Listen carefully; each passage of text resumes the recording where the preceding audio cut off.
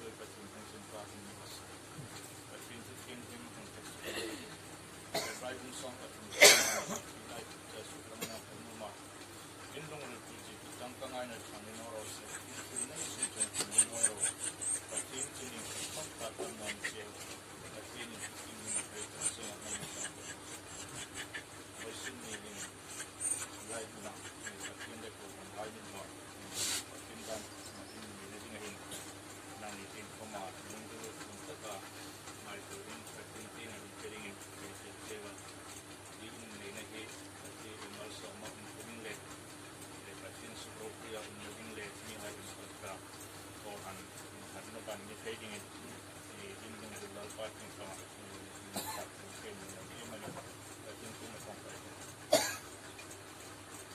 dal pa kan pati yung hotel với sinh kirang lamay lo lay long si makuwer mapakin mga inalen long si masi ikat na tuloy ngay lo kay tinagmig tuling ro tulong kan kinin pa kan kan kutse bay sun inin dal pa o kan hain ikan hai inoy o kan hai kan o dan dal pa Johnson ni na hai bay sun inin kan si hai inin na ini ko kuma ini nei dal pa kan kinin le jom kinin ini sin ne ro tulong kan kinin pa kan tulong kan kutse bay sun na dal pa ini nei na ke jom ko hai ko ko na nei ko la ko vel la ka so ko le ko lo wa na kale la ka me ka ini nei na ko kan kan so ke na ko ko ni san dan ti su kan kan se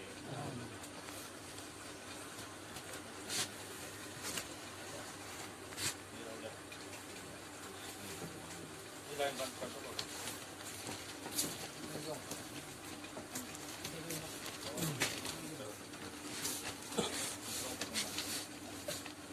majin ka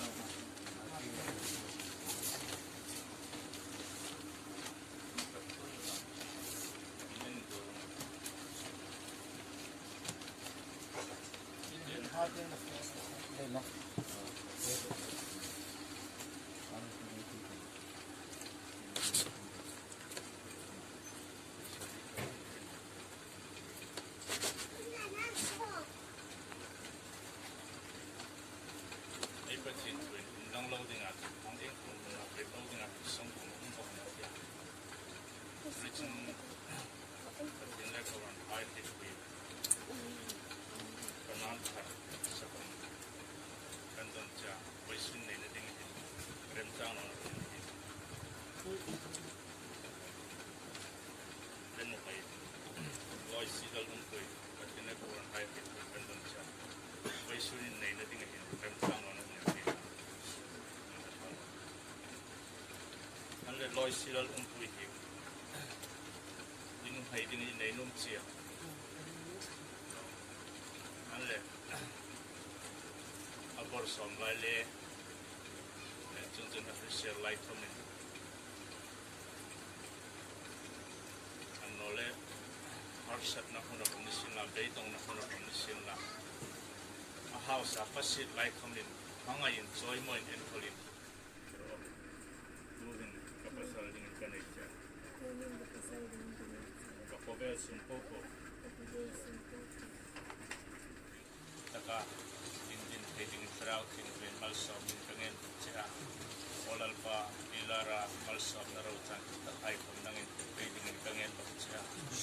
Ni tinelit o pakin. Taksalet sarawa ano mo.